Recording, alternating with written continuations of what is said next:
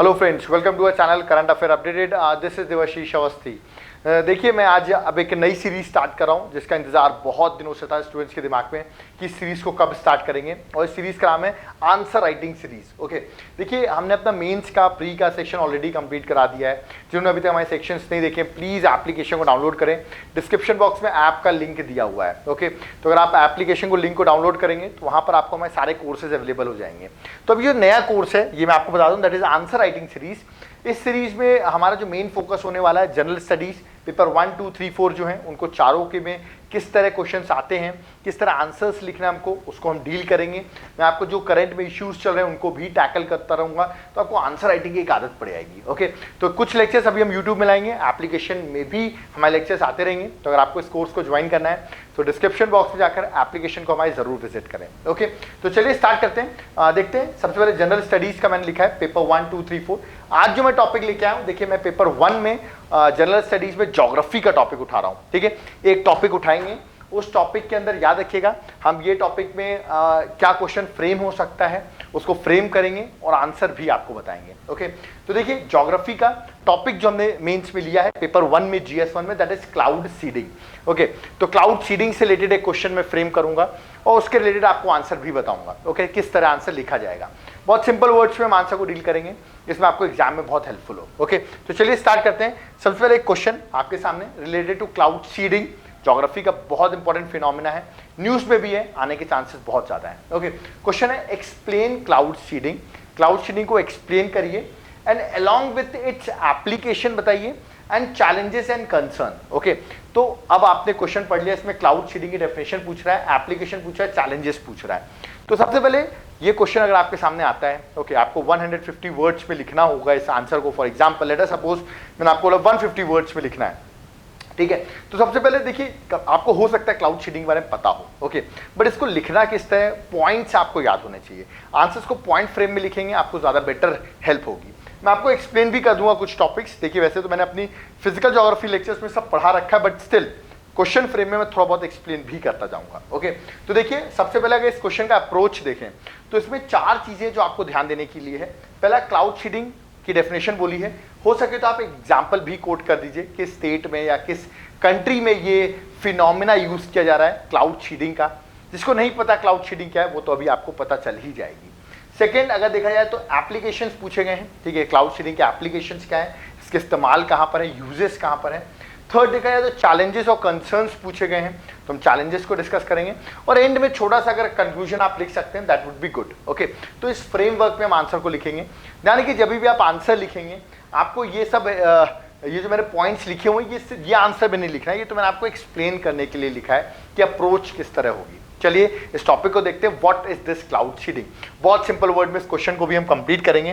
तो देखिए cloud seeding का मतलब क्या होता है, सिंपल इसका एक वर्ड में मैं आपको बताऊं अगर क्लाउड सीडिंग का मतलब क्या होता है, तो artificial rainfall is known as cloud seeding. तो मतलब मैंने क्या बोला, जो रेनफॉल आपने देखी होगी आर्टिफिशियल अगर रेनफॉल होती है तो उसे क्लाउड सीडिंग कहते हैं। कहने का मतलब क्लाउड सीडिंग क्या है, वेदर में कुछ मॉडिफिकेशन किए जाते हैं टेक्नोलॉजी का इस्तेमाल करके, जिससे कि आप आर्टिफिशियल रेनफॉल क्रिएट करते हैं। क्या क्रिएट करते हैं, आर्टिफिशियल रेनफॉल क्रिएट करते हैं। अब आप सोचिए जिन एरियाज में ड्रॉट एरियाज हैं, सूखे एरियाज हैं, वहां पर अगर हम आर्टिफिशियल रेनफॉल अगर करा देते हैं तो कितना बेटर हो जाएगा, वहां पे एग्रीकल्चर के लिए बहुत बेटर हो जाएगा ऐसे ड्रॉट एरियाज में। तो ये रेनफॉल होती कैसे है, तो क्लाउड सीडिंग का मतलब क्या होता है पहले मैं आपको समझा देता हूं, फिर मैं आपको डेफिनेशन बता दूंगा। देखिए बहुत सिंपल सा फिनोमेना है, मैं आपको बताऊं। कभी भी जैसे क्लाउड्स होते हैं, ठीक है, रेनफॉल होने के बेसिकली 2 फिनोमेना होते हैं जो मैंने ऑलरेडी अपने फिजिकल ज्योग्राफी के लेक्चर्स में डिस्कस किया है। मैं आपको फिर से बता देता हूं। पहला, रिलेटिव ह्यूमिडिटी 100% होनी चाहिए, याद रखिएगा रिलेटिव ह्यूमिडिटी शुड बी 100%। अब what is this relative humidity, देखिए मैं आपको पूरा टॉपिक डिस्कस नहीं करवा रहा हूं क्योंकि ये आंसर राइटिंग सीरीज है, हम सीधे आंसर्स पे फोकस कर रहे हैं। ओके, आप रिलेटिव ह्यूमिडिटी जरूर पढ़िए क्योंकि मेरे मेंस के लेक्चर्स ऑलरेडी मैंने वहां पे सब टॉपिक कराए हुए हैं। ओके, तो पहला रीजन है कि रिलेटिव ह्यूमिडिटी 100% होनी चाहिए, और सेकेंड जो होना चाहिए एक न्यूक्लियाई प्रेजेंट होना चाहिए, याद रखिएगा, जिसके अराउंड कंडेंसेशन होता है। बहुत सिंपल फिनोमेना तो आपने सुना होगा, सर यहाँ लेट अस सपोज वाटर पड़ा है, यहाँ सन है, ठीक है, ये इसको हीट अप करेगा, ठीक है, तो ये लिक्विड जो है वेपर के फॉर्म में ऊपर जाएगा, देन कंडेंसेशन होगा, ये वेपर लिक्विड में कन्वर्ट होगा वापस, और रेनफॉल के तौर पे नीचे आएगा। ये तो आपने सुना होगा, बहुत सिंपल सा फिनोमेना पढ़ा होगा। तो ध्यान रखिए ये जो मैंने रेनफॉल कराई तो दो मेजर टाइप होते हैं अगर आप डिटेल में पढ़ते हैं। तो पहला क्या है कि आपके जो क्लाउड्स हैं वहाँ पर रिलेटिव ह्यूमिडिटी 100% होनी चाहिए, मतलब एयर जो होनी चाहिए वो सैचुरेटेड होनी चाहिए। सिंपल वर्ड बताऊं तो एयर सैचुरेटेड होनी चाहिए। और दूसरा पॉइंट मैंने क्या बताया, ये एयर सैचुरेटेड हो अच्छी बात है, बट उसके साथ साथ आपको कंडेंसेशन न्यूक्लियाई की जरूरत होगी जिसके अराउंड ये कंडेंसेशन का प्रोसेस होगा। अगर ये प्रोसेस होता है तो ऑफकोर्स रेनफॉल वहां पर देखी जाएगी। अब देखिए क्लाउड सीडिंग में देखा क्या जाता है, ऐसे एरियाज देखे आते हैं कि क्लाउड्स तो हैं, ठीक है, और एयर सैचुरेटेड भी है, मतलब वेपर्स जो है वहां पर सैचुरेटेड है, बट याद रखिए यहाँ पर कंडेंसेशन न्यूक्लियाई नहीं होने की वजह से, लेट अस सपोज एक वेपर यहाँ पर है, कुछ यहाँ पर है, कुछ यहाँ पर है। मैं आपको एक एग्जांपल बता रहा हूँ, लेट अस सपोज ये क्लाउड है, तो वेपर्स एक जगह इकट्ठे नहीं है, रीजन कोई एक कंडेंसेशन न्यूक्लियाई नहीं है जिसके अराउंड ये सारे वेपर्स आ सके और फिर रेनफॉल हो सके। तो मतलब एयर तो सैचुरेटेड है, ओके, बट यह कंडेंसेशन न्यूक्लियाई की एब्सेंट है। तो इस जगह हम टेक्नोलॉजी का इस्तेमाल करके यहाँ पर अगर हम कंडेंसेशन न्यूक्लियाई जिसके अराउंड कंडेंसेशन होगा वो प्रोवाइड कर दे तो रेनफॉल हो सकती है, ओके। तो ऐसे कुछ प्रोसेस किया जाता है। एक प्लेन है, लेट अस सपोज एक प्लेन है जहां पर हम कुछ कंडेंसेशन न्यूक्लियाई की यूज करने के लिए, कंडेंसेशन न्यूक्लियाई यहाँ पर प्रेजेंट हो जाए, उसके लिए हम यहाँ पर याद रखिएगा सिल्वर आयोडाइड का इस्तेमाल करते हैं, ओके। तो प्लेन में हम सिल्वर आयोडाइड यूज करेंगे, उसका स्प्रे जो है वो क्लाउड्स में हम ऐड ऑन करेंगे। सिल्वर आयोडाइड में याद रखिएगा it will going to act as a nuclei, okay, तो न्यूक्लियाई की तरह एक्ट करेगा।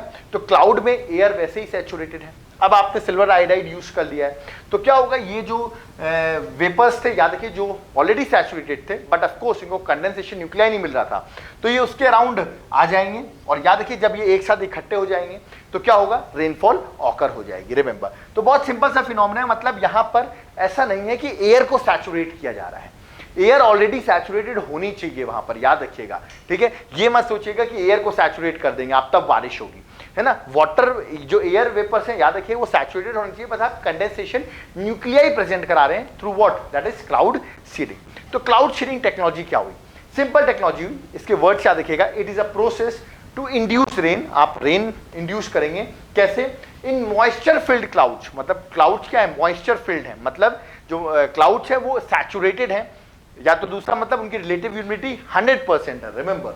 बाय कैसे करेंगे आप, ऑफ कोर्स वहां पर मॉइस्चर फिल्ड क्लाउड्स हैं, by sprinkling the upper part of cloud. Clouds में क्या स्प्रिंकल करेंगे, chemicals such as common salt और सिल्वर आयोडाइड, याद रखिएगा, या तो आप सिल्वर आयोडाइड जनरली यूज करते हैं, याद रखिएगा सिल्वर आयोडाइड या कॉमन सॉल्ट जो होता है वो यूज करेंगे, जो एक तरीके सीड की तरह इस्तेमाल करेंगे। सीड मतलब अगर हम कहें प्लांट्स लगाते हैं ना, तो आप सीड डालते हैं प्लांट आ जाता है, वैसे ही हम इन क्लाउड्स में जो मॉइस्चर है जिन क्लाउड्स में, वहां पर हम क्या यूज कर रहे हैं, वहां हम सिल्वर आयोडाइड यूज करें जो एक सीड की तरह होगा, याद रखिएगा।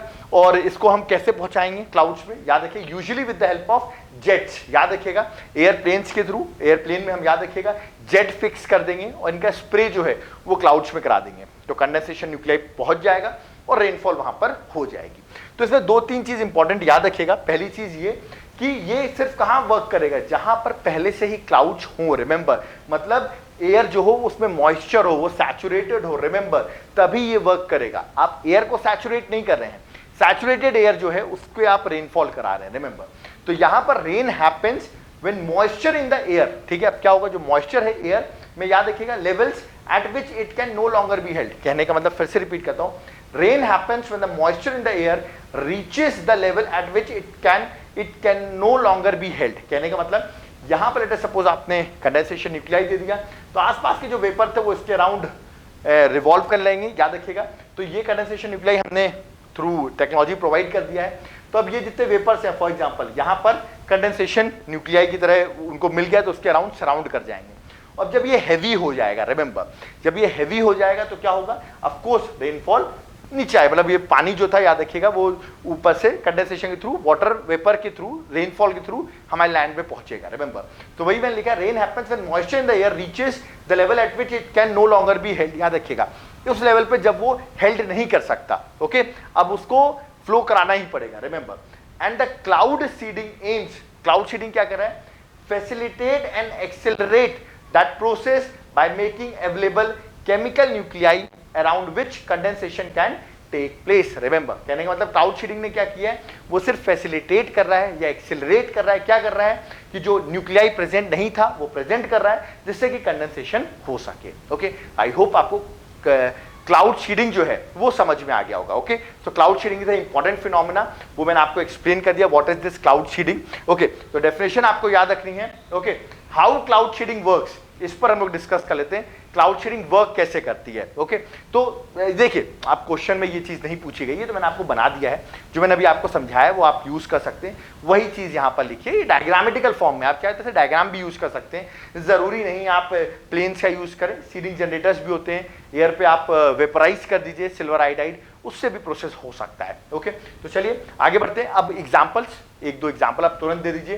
कर्नाटका ने, महाराष्ट्र ने, आंध्र प्रदेश ने ऑलरेडी जहां पर ड्रॉट एरियाज थे वहां पर ये प्रोसेस इस्तेमाल किया है। इवन इंटरनेशनल कंट्रीज में बात करें, Australia, America, Spain, France, UAE, बहुत सी कंट्रीज इस प्रोसेस का इस्तेमाल कर रही हैं। ओके, आर्टिफिशियल रेनफॉल का, तो हम देखा कितनी टेक्नोलॉजी ऊपर पहुंच चुकी है, जहां पर सैचुरेटेड एयर हो आप वहां पर रेनफॉल करा सकते हैं। ओके, अब सेकेंड पार्ट जो क्वेश्चन का वो है एप्लीकेशन, इसके इस्तेमाल कहाँ कहाँ हो सकते हैं। ऑफकोर्स पहला तो एग्रीकल्चर में हो सकता है, जिन एरियाज जो आपको पता है ड्रॉट एरियाज हैं जहां रेन की कमी है, ऑफकोर्स वहां पर आप क्लाउड सीडिंग करा के रेनफॉल करा सकते हैं। जैसे कर्नाटका ने भी प्रोजेक्ट वर्षधारी, याद रखिएगा 2017 में स्टार्ट किया था रिगार्डिंग क्लाउड सीडिंग ओनली, जिससे वहां पर एग्रीकल्चर ड्रॉट एरियाज जो हैं वहां पर एग्रीकल्चर की फैसिलिटीज डेवलप हो सके, तो वहां पर आपका एक पहला एप्लीकेशन हो जाएगा। प्लस आपको जब रेनफॉल होगी आप वाटर को कंजर्व भी कर सकते हैं, मतलब रेन वाटर हार्वेस्टिंग में भी आप इसका यूज कर सकते हैं। ओके, तो useful in rain water harvesting also, क्योंकि वाटर मिल गया अपन को तो अपन उसको कंजर्व कर लेंगे। अपन को पता है क्लाउड सीडिंग के थ्रू बारिश हो सकती है, रेनफॉल होगी, तो अपन उसको सेव करके रख सकते हैं वाटर को। सेकेंड देखा जाए तो देखा है पावर जनरेशन। ऑफकोर्स अगर देखा जाए, अगर अच्छा इसका क्लाउड सीडिंग का फिनोमेना बहुत बेटर होता है तो हम ज़्यादा से ज़्यादा रेनफॉल करा सकते हैं, और रेनफॉल ज़्यादा कराएंगे तो याद रखिएगा ये भी एक्सपेरिमेंटल बेसिस में, बट ज़्यादा रेनफॉल होगा तो हाइड्रो इलेक्ट्रिसिटी से हम इलेक्ट्रिसिटी पैदा कर सकते हैं, क्योंकि रिवर में फ्लो हो अच्छा होगा। तो याद रखिएगा हम फ्लो ऑफ द रिवर से आपको पता होगा किस तरह डैम्स बना के इलेक्ट्रिसिटी प्रोड्यूस की जाती है, तो हाइड्रो इलेक्ट्रिसिटी प्रोड्यूस कर सकते हैं। प्लस इवन अच्छे अमाउंट ऑफ वाटर होगा तो हमको थर्मल पावर प्लांट्स में भी इस्तेमाल हो सकता है, क्योंकि आपको पता है थर्मल पावर प्लांट में वाटर का बहुत ज़्यादा इस्तेमाल होता है, तो आर्टिफिशियल रेन के थ्रू हमें वाटर अवेलेबल हो जाएगा। ओके, तो ये था अपना second application. Third application water pollution control भी हो सकता है। कैसे? आपको पता होगा अगर रेनफॉल हम क्लाउड सीडिंग के थ्रू करते हैं तो पानी ज़्यादा होगा, जिससे क्या होगा समर में भी हमारे रिवर्स जो जनरली फ्लो नहीं करती वो भी फ्लो करेंगे, क्योंकि ज़्यादा वाटर होगा। और हम क्या करते हैं जनरली, जो हमारा डिस्चार्ज होता है, याद रखिएगा जो डिस्चार्ज होते हैं म्यूनसिपैलिटी से, इंडस्ट्रीज से, वो हम रिवर पे फ्लो आउट करते हैं। ओके, ऑफकोर्स उसको ट्रीट करने के बाद, बट स्टिल डिस्चार्ज करते हैं कि नहीं। बट अगर रिवर में पानी ही कम होगा तो ज़्यादा पोल्यूशन होगा, बट अगर ज़्यादा वाटर अगर फ्लो कर रहा है तो इसका मानना है जो हम डिस्चार्ज करें वो डाइल्यूट हो जाएगा, उसका जो इम्पैक्ट है वो उतना ज़्यादा नहीं होगा, तो वाटर पोल्यूशन भी कंट्रोल हो सकता है ज़्यादा वाटर होता है। तो एयर पोल्यूशन भी टैकल हो सकता है क्लाउड सीडिंग से। जैसे आपको पता होगा अगर late us suppose toxic air pollutant हैं फॉर एग्जांपल हमारे एटमॉस्फेयर में, तो हम रेन के थ्रू उसको सेटल डाउन कर सकते हैं। ओके, तो यार कि जो एटमॉस्फेयर में उसको हम सेटल डाउन कर सकते हैं। सेंट्रल पोल्यूशन कंट्रोल बोर्ड ने भी कहा है, रिसर्च कर भी रहे हैं ये, कि क्लाउड सीडिंग किस तरह दिल्ली की एयर पोल्यूशन को कम कर सकती है। जो एयर में पोल्यूशन है, रेनफॉल करा के उस पोल्यूशन को हम ग्राउंड लेवल पे ला सकते हैं। ओके, तो ये भी एयर पोल्यूशन कम करने का भी एक मेथड हो सकता है। प्लस टूरिज्म, आपको पता है जहाँ अच्छी रेनफॉल होगी, जहाँ अच्छी बारिश होगी, टूरिज्म तो डेवलप होगा। ड्राई एरिया जहाँ पर इतना वाटर नहीं है बट वाटर अवेलेबल की वजह से ऑफकोर्स यहाँ पर टूरिज्म भी डेवलप हो जाएगा। तो ये कुछ एप्लीकेशन थे, आप कुछ एप्लीकेशन की हेडिंग याद करेंगे वो ज़्यादा बेटर होगा आपको। ओके, नेक्स्ट चैलेंजेस अगर देखें, चैलेंजेस भी हैं। पहला देखा है तो पोटेंशियल, जो मैंने आपको साइड बताने वाला हूँ, जो इफेक्ट है वो है पोल्यूशन। किस तरह पोल्यूशन? अब आपने क्या किया, आपने केमिकल्स यूज किए हैं क्लाउड सीडिंग में, जैसे मैंने अभी आपको बताया, जैसे आपने सिल्वर आयोडाइड यूज किया। अब आपने सिल्वर आयोडाइड यूज किया इस आर्टिफिशियल रेन में, तो ऑफकोर्स जब रेनफॉल होगी तो सिल्वर आयोडाइड जो ड्राई आइस सॉल्ट जो सिल्वर आयोडाइड आप यूज कर रहे हैं तो वो भी ग्राउंड पे आएगा। जब वो ग्राउंड पे आएगा तो ऑफकोर्स जो प्लांट्स है उनको हार्म हो सकता है इस रेनफॉल से। रिमेंबर एनिमल्स पे रिसर्चेस अभी भी ऑन है, जिससे हार्मफुल इफेक्ट्स हो सकते हैं, एनवायरमेंट आपको और ज़्यादा इफेक्ट कर सकता है। तो पहला डिसएडवांटेज है कि पोल्यूशन जो आप कह रहे कंट्रोल हो रहा है इससे बढ़ भी सकता है, research is still on, but ये एक इसका साइड इफेक्ट है। दूसरा, वेदर फिनोमिना भी एबनॉर्मल हो सकते हैं, क्योंकि आप वेदर के साथ देखिए चेंजेस करने की कोशिश कर रहे हैं। कहने का मतलब क्लाइमेट पैटर्न जो है वो चेंज हो सकता है। किस तरह?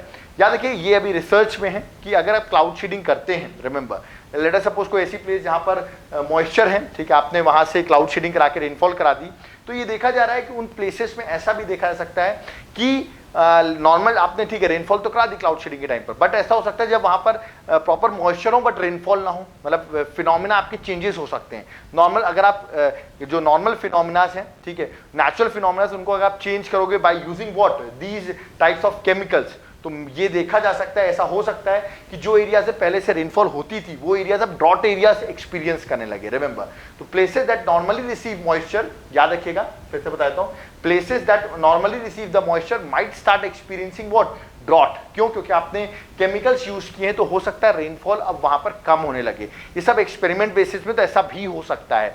तो आप लेट अस सपोज जो एरिया ड्रॉट नहीं था उसको आप ड्रॉट बना दें because of these type of phenomenas, क्योंकि आप क्लाइमेट के साथ चेंजेस करें। कॉस्टली मेथड तो है ही, प्लेन का इस्तेमाल है, सिल्वर आयोडाइड का यूज है, तो of course it is a huge cost and logistic cost इसका बहुत ज्यादा है। रिमेंबर, तो कॉस्टिंग ज्यादा होगी, कॉस्टली प्रोसेस है। ओके, फोर्थ देखा जाए तो ग्लोबल वार्मिंग भी एक इफेक्ट है इसका। ग्लोबल वार्मिंग कैसे?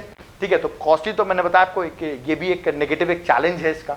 ओके, ग्लोबल वार्मिंग इस तरह, क्योंकि जो ड्राई आइस आप बात कर रहे हो, ठीक है, जिसका यूज करने की बात करें हम, सिल्वर आयोडाइड की यूज करने की बात करें, याद रखिएगा वो एक तरीके से ग्रीन हाउस गैस है। रिमेंबर, और ग्रीन हाउस गैस मतलब ड्राई आइस को तो हम कहते ही, आपको पता होगा, दैट इज कार्बन डाइऑक्साइड।